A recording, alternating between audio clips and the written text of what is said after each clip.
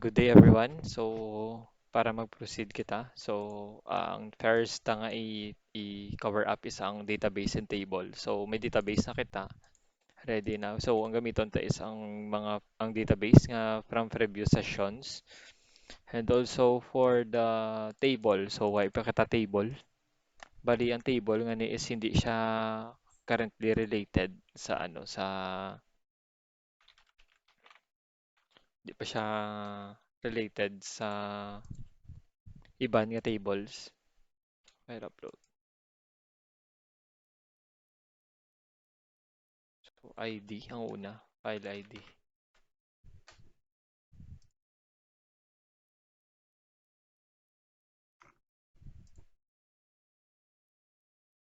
Auto-increment na siya dapat. And then, ang file name. Bali, ang name nga ni is amo ni siya ang visible sa user kung ano tong magpagbasa ya sa name. And then, file type. Tanda na siguro ang file type.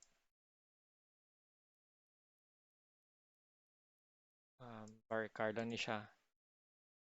And then, ang file status. So, ang purpose ng status nga ni para ma-manipulate later on kung ang file nga na is visible kay user or hindi.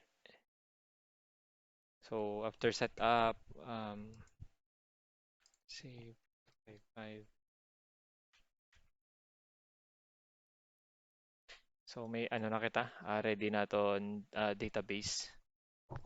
So muna ni siya ton nga database and table gali, ready na ton table. Pwede ta na siya i-mark as done. Check ta naton nga file directory kung ano na. So ito lang kita sa XAMPP. Chata. So XAMPP ari siya. Ang sa uploads bali diri ta diri ta pasudlon ang tanan nga files. Hindi pa siya organized for the meantime. So, files na di siya. So, i-mark ko na siya as done. And for our form, so ano siya. So, may ano kita may ano na siya, basic lang gid siya nga form. So, kung i-check ta siya, amon sa tsura niya ho.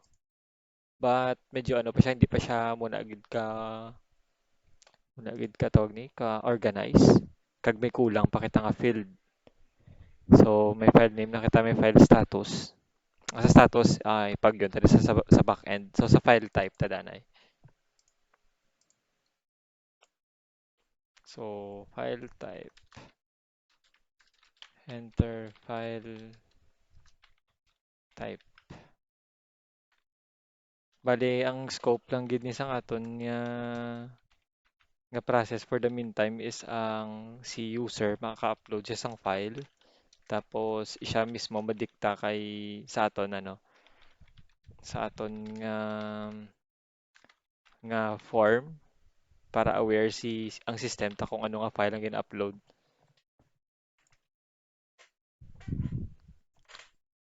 Kay kung kakson taning file type o possible nga ang aton nga tawag ni nga system is just ano lang siya, static lang gid siya nga like mabaton lang gid siya nga mabaton file bisan hindi na align. So which is bad na siya nga user experience kag bad unhealthy na siya sa system ta mismo kag sa database kay ma-loaded na kita. So amo na niya nga file upload form. Refresh ko siya. So, may file type siya. So, amo na siyang code nyo for the file upload. May ano kita, may file name, enter file text or name. So, title, uh, fi- uh, file type, which is do text lang gid siya.